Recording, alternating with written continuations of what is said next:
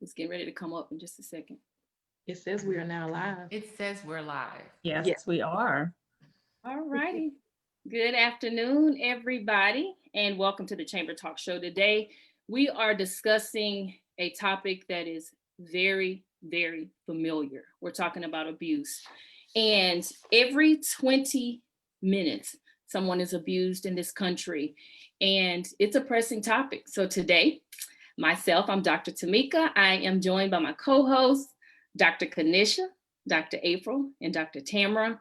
And we got some expert advice going on today, and we're going to talk a little bit about it. We're also going to open it up for you as well if you want to ask questions or make some comments. So again, we appreciate you joining us. All right, ladies, thank you so much. My sisters, my homegirls, my smart sisters, let's get it. What do you guys think? Let's talk a little bit about abuse.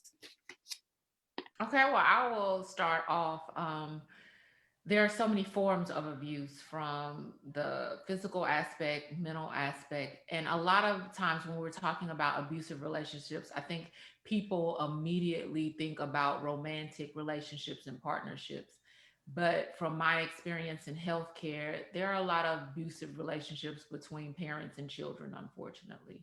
It's a very, very sad thing to see. And it impacts the people involved in that family unit, not just the abuser and the abusee, but unfortunately, there are others who have to witness that strained and negative, toxic relationship, which can have ongoing effects way beyond an incident, into from childhood into adulthood.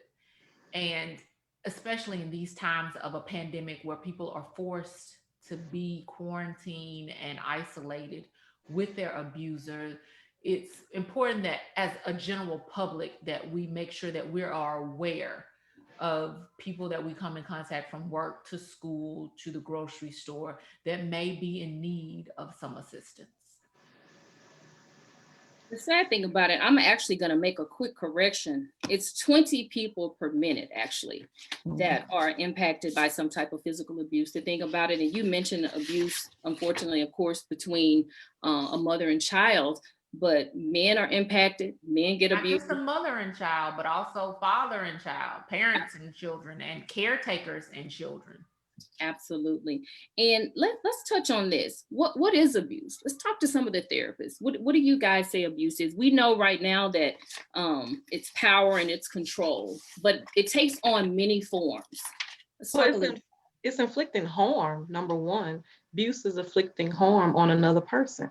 So be it emotional abuse, verbal abuse, physical abuse. So workplace abuse, like all these things are falling in the category of an abusive relationship, between another person who's really wanting to inflict harm on you or criticize. Like emotional abuse is one that I'll start with because it impacts, everyone to a certain extent. And I think, most people may have been a victim of emotional abuse at some point in their life.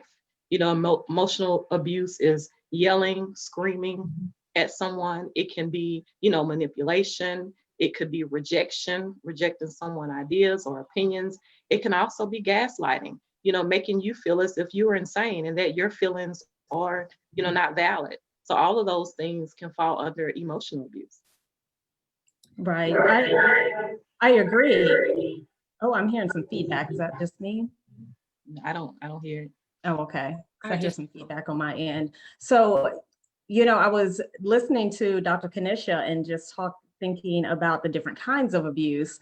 I also kind of happy, and I'm not going to go into a whole political thing, but I think another very good example of abuse is just looking at just kind of how we as U.S. citizens have been treated, and the things that Dr. April just said about gaslighting, manipulation, things like that, are very good examples of abuse, of being like told and put in the position of like, okay, the things that I'm seeing, is that not real?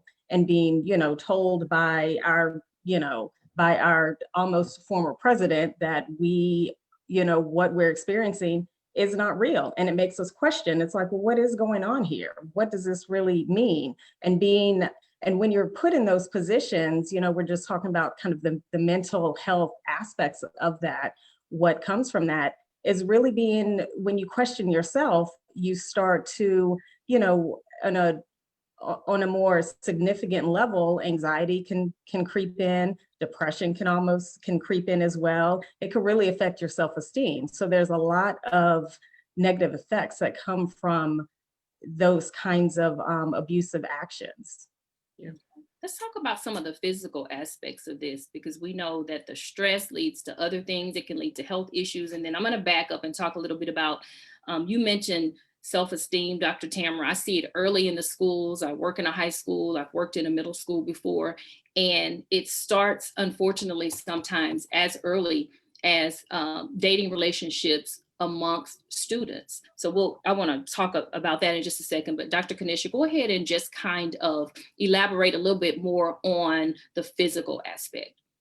Well, just like Dr. Tamara and even Dr. April had mentioned, the stresses and anxiety and depression and other mental manifestations, of course, take physical tolls on our bodies. Depression can have physical manifestations, even so much as pain, but you have increased probability of cardiovascular disease, even cancer. So all of the responses that your body takes to stress, even though it's emotional stress, has a great deal of physical manifestations. And a lot of people who deal with the anxiety and stress of whether it's physical or mental abuse will have some form of other manifestations, and also co-diagnosis when it comes to mental health disorders, from eating disorders to the depression and anxiety, to personality disorders, defense mechanisms that they develop to kind of cope with that toxic situation that they are in. In the abuse that I mentioned before between caretakers, parents, and their children, you will see actually stunting in their growth, them not being properly nourished, and getting nutrition can lead to other medical defects and even disease processes. So we know no one is exempt, of course. Let me ask you, ladies, at some point in the past, have you guys experienced a relationship that was either physically abusive, emotionally abusive? I would like to know that. Well, for On myself, a larger scale, oh, I'm sorry, go ahead, April. well, I was gonna say emotional abuse. I think, I've had in the past from a partner emotional abuse where the gaslighting took place. But being a therapist, you immediately recognize those signs. And I think for someone who's doing that to you, it's important for you to stand up and call them out on it. I have no problem with telling people how I feel. So me being able to address that with that person, hey, you're not going to talk to me like this. This is what I recognize and this is what you're doing. And it's going to stop. You're not going to disrespect me. So I think being able to call the person out when they're doing those things and you're recognizing those signs is very important. Okay. That can be, and you're right, Dr. April. And I will say this, is that sometimes it creeps up on you so subtly, though, because some people who abuse and who have that behavior, it sometimes, some people say, okay, it's Dr. Jekyll, Mr. Hyde, and it could just really come seemingly out of the blue. I typically think there are warning signs and things like that that typically come up. But there are times when, I could think of when I was in college, before I was a psychologist and professional and had a lot of relationship experience. I've definitely been manipulated, like kind of told, it's like, okay, I found, I've maybe like found a condom or something like that. And you're like, well, what is this? And you're asking for an explanation of it. And you're getting all of this kind of double speak and talk, and you're just like, oh, and you start to question yourself. It's kind of like, who are you going to believe, like me or your lying eyes? I've definitely been in that situation. And I'm like, oh, well, what does this mean? Because when the person is like coming from a place of they may be very good at that manipulation, and it may be very difficult to see initially. So, my longest lasting abusive relationship was actually not a personal or romantic one. It was professionally. I was the only female minority junior partner in a large partnership of physicians. And it was definitely a lot of abuse. And I stayed in that situation, and not even just from my partners, but more so from the other physicians that I was forced to work with in that healthcare system, of literally day in and day out. And it was verbal abuse, it was physical abuse. I've had surgical instruments thrown at me. Um, Mhm. I was subject to abuse from my patients. I had a patient physically assault me in the emergency room and even spit on me. So, and I stayed because this was my livelihood. And I think it's important that now that we've talked about all of these different forms of abuse, is to really talk about some of the solutions. Because as a physician, my first concern is safety. Like, of course, there's a healing process and therapy that needs to take place, but it's hard to engage someone in those practices if they don't first feel safe. So I always try to make sure that I'm aware of resources that I can pass on. And this has actually happened where I came across a young lady and noticed her bruises just in passing, didn't know her, she didn't know me. But I immediately grabbed her phone. I said, "Can I hold your phone?" And I put several resources for housing, protection, and there are actually agencies outside of the police who will help um, those who are being abused in need, who are afraid to call the police because they believe that ultimately that could end up in their death. Yeah. So that's my first concern, before, because it's hard for someone to participate in their healing process and in the therapy if they don't feel safe. So like I said, I always make sure, and I try to tell people there's so many resources and um, out there that people just don't know about. Just keep a couple of numbers, a couple of websites in your memory that you never know when you will be ready and armed and have to share them, and you could potentially save someone's life. Yeah. Absolutely. 1 in 4 women, 1 in 7 men experience it. As many as 3 million incidents a year. That's a lot. So we're talking mostly about physical right there. We talked a little bit about emotional. There's also sexual abuse. There's 1 in 3 women, 1 in 6 men. On an average, that's extremely a lot. So we'll talk about some things that people can do coming up. But let me share a quick story in the school system. Unfortunately, some of the young girls that get involved in abusive relationships, they feel validated, unfortunately. I've seen it where they felt as if, you know, he loves me because he fights me, or he's jumping on me, or he's pulling my weave, or whatever happens. So how do we help the young girls now? What do we say to them to let them know that they are embarking up onto very dangerous territory? Well, I think the first thing is for them to, understand their worth, and to set and create boundaries with people just in general, in your romantic relationships and your friendships or whatever, creating boundaries and letting people know what you will allow and what you want. People only do what you allow them to do, period, in any situation, in your work environment, in your, love relationships with your family. If you set stern boundaries with people and let them know that you mean business, this is something that I am not going to tolerate. And if they continue to inflict this type of behavior on you, you have a choice. You can remove yourself from the situation, walk away. So Robert Thurgill has sent a message, and he's saying, ladies, please talk about the different types of abuse. And we kind of did that, and I'll give a rundown quickly. But he is asking the question of when a child sees abuse from the age of 2, and then as he gets older, he obviously gets involved in abuse in a relationship. It says he started It says that I have a nephew that's been abused verbally. It started at the age of 2 from his daddy, and now he can't stand his daddy. So of course, with that, it's leading to a lot of additional issues. So there's a lot to address there. Again, Mr. Third Gill, we said physical abuse, emotional, sexual, psychological, spiritual, verbal, financial. There are so many different types of abuse. We won't get an opportunity to go deeply or dive deeply into all of those today. We'll probably come back at another day and talk more about abuse, because it's huge. What do we say to someone who it started at such an early age, therapist? What happens at this point? They've seen it. So unfortunately, it's embedded in them. They may think this is normal.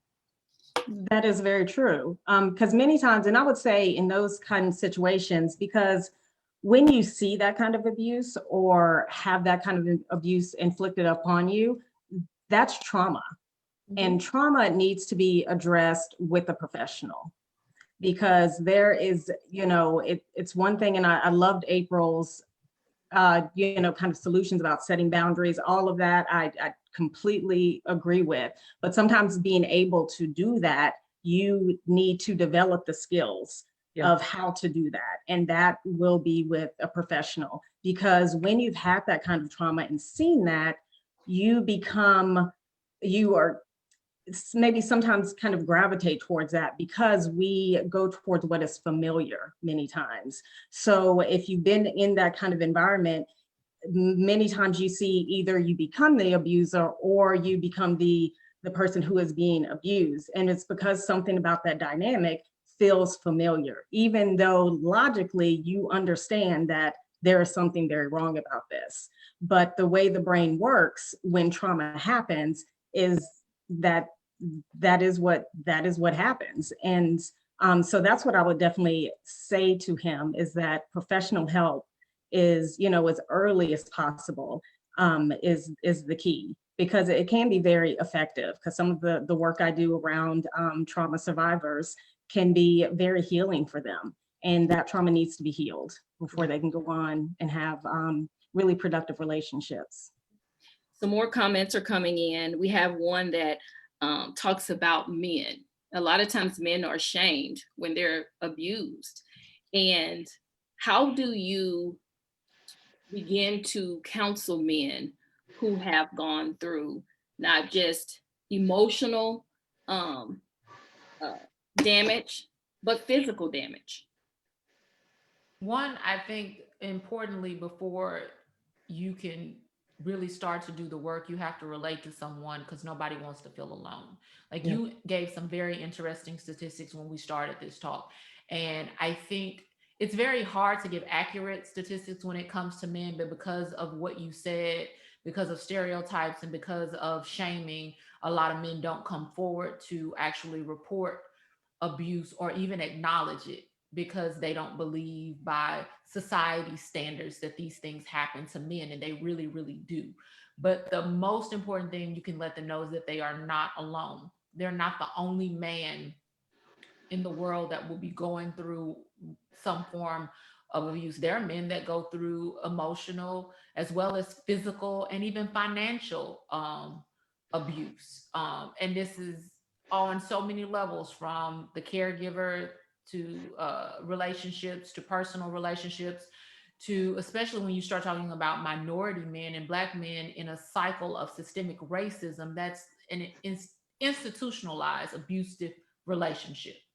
So I think it's important that we break down these societal norms and increase awareness to let men know you're not the only one. There is no shame here.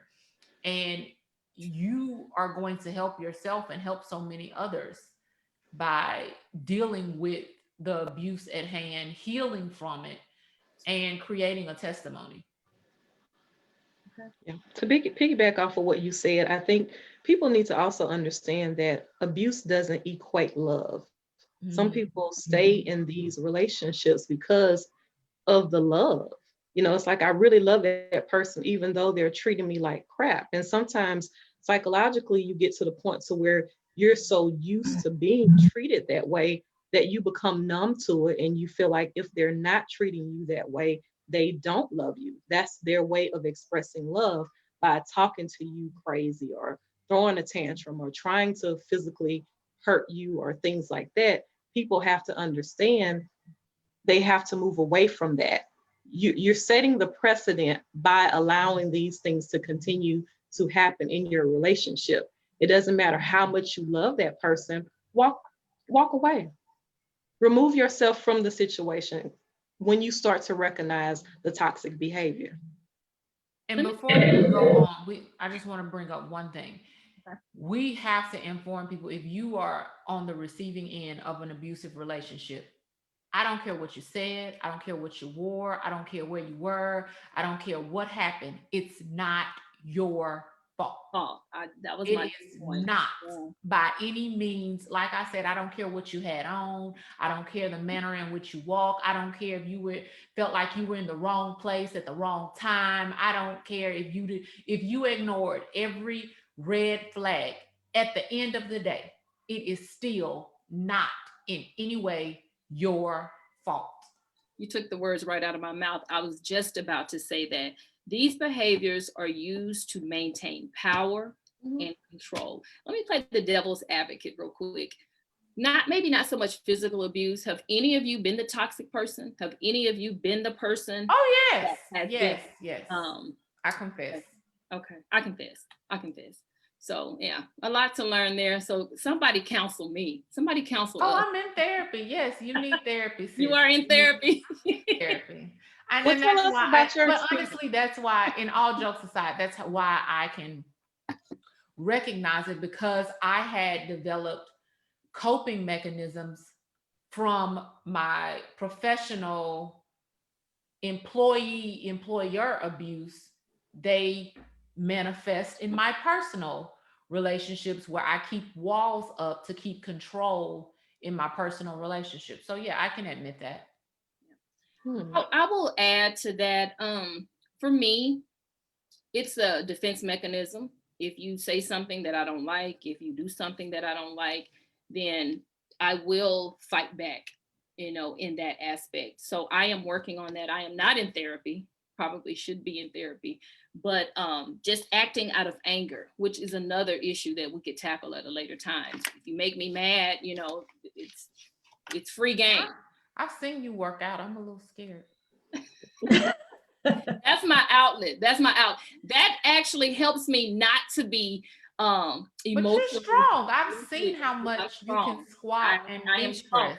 That leads me to another point. Ladies, if they are being physically abused, what do you think? Do you feel like they need to go out and be able to defend themselves, or is that a stretch? Well, I mean, that goes back to, you want them to feel safe. I'm not saying that they should then become the abuser, but I do believe that it's important that they give themselves a skill. If it is like defensive training or whatnot, if it makes them feel safe to give themselves a skill set that can protect themselves, it's a fine line to cross. I would prefer they were definitely in therapy first. Right. Dr. Tamara? And sometimes just because like Kanisha said, it is a fine line, because of course I would want someone to be able to defend yourself, but because as we know, when you are trying to leave, that is always the most dangerous time, when you're trying to get out. But there's another part of me, knowing how difficult it is to uncouple and to leave a relationship, is that, of course, I wouldn't want you to be in that situation anyway. So really, it's like, okay, you know how to defend yourself, but I wouldn't want you to have to do that anyway. I would want you to leave. Okay. All right. So we're going to come to some practical strategies. We're running out of time. We're going to talk about some things that people can do. You guys know that I am a personal trainer. So when people are going through things, for me, I have many outlets that I use as therapy for self. We'll kind of touch on those briefly. But if you are the victim of abuse and you really need an outlet, I mean, if you like art, paint. If you like outdoors, you need to go hiking, running, jogging, walking. And I know it's easier said than done, but you've got to find something that you like to do that helps to ease your mind in conjunction with therapy, because I think therapy is no longer as taboo as it used to be considered, especially in the African American community. So I think it's extremely important. If you like music, that's major for me. I like to dance. I dance a lot. I tell you ladies all the time, I dance in the bathroom. I feel like I'm one of Beyonce's dancers. Nobody's there but me. It's therapy for me. Music is therapy for me as well. So find an outlet, work out, get a trainer if you can. If not, like I said, find something that you can do. But before we go, give us some practical strategies, therapists, so that these people know, what are my next steps if I am trying to exit these types of relationships? What can I do? Well, number one, seek therapy. If you know yourself, so if you know that you're scared or whatever the case may be, seek professional help, seek therapy, talk to a therapist and come up with your strategy, your safety plan for how you can safely remove yourself from this situation. In the meantime, some of those things that you pointed out are really good, singing, dancing, exercising. I encourage all my clients to develop some type of exercise plan. Exercise is amazing for stress. So at least 15 minutes, and it doesn't even have to be a full 30 minutes, a full hour, at least 15 minutes of some type of exercise, cardio activity helps relieve stress. So I think, just really incorporating those things, diving into your hobbies, your talents, just to kind of take your mind off of all the stressors that you're going through while you plan your exit strategy. And my quick point would be to tell someone, even if you don't tell them the extent of everything. Part of a lot of abuse is isolation, and that is kind of the environment that an abuser likes to keep around the person that they're abusing, because many times their family, their friends don't know that they are an abusive person. So find someone that you trust, and family member, friends, or even it's a therapist, someone who knows what is going on, so you can have some support to be able to make that plan and to have some outlets. And so that would be my point, is just definitely tell someone what's going on. So if something significant were to happen, people aren't like looking up and like, well, how did this happen? I had no idea. Okay. Kanisha? And I want to point out that is a really big red flag. And I think it's important for people to realize, don't look over someone trying to isolate you from the people that are in your life. That's one of the biggest red flags when you're involved in a toxic relationship. They will try to create barriers between people that have been in your life and should be in your life and isolate you from other people. So if you are involved with someone that doesn't like you having friends, doesn't like you being in contact with your family, doesn't like you, being in social situations without them, red flag, red flag, red flag. We are the greatest project that we will ever work on. So we got to invest in ourselves. We got to guard ourselves. We got to take care of ourselves. Inner happiness and mental wellness should be top priority for everyone. So although we hate to see these situations, we know they happen on a regular basis. However, like Dr. April said earlier, therapy, seek help, tell someone, make sure that people are aware of what's happening. Thank you, ladies, so much. I want to close. April is big on affirmations. If you can actually give us an affirmation as we get ready to close out. And if you guys have any questions for us or comments, you can leave. I know some people are actually commenting and asking questions and making statements. We'll get back to you, and we'll reply back to you as well. But we're going to get ready to close. And Dr. April, if you'll give us an affirmation. Well, affirmation for today is I can overcome anything. Okay. I can overcome anything, especially being a victim of physical abuse, sexual abuse, whatever the abuse is. So we want to thank you guys for joining us today, and we will be back soon. We will be presenting another show. We'll possibly have some other people on. We're looking to bring some guests on the show as well. as we continue to work, as we continue to use our expertise to help other people. So we appreciate you guys for joining us. My co-host, Dr. April, Tamara, Dr. Kanisha, thank you guys so much. I appreciate you, and you guys have a great rest of your day. Bye. Bye.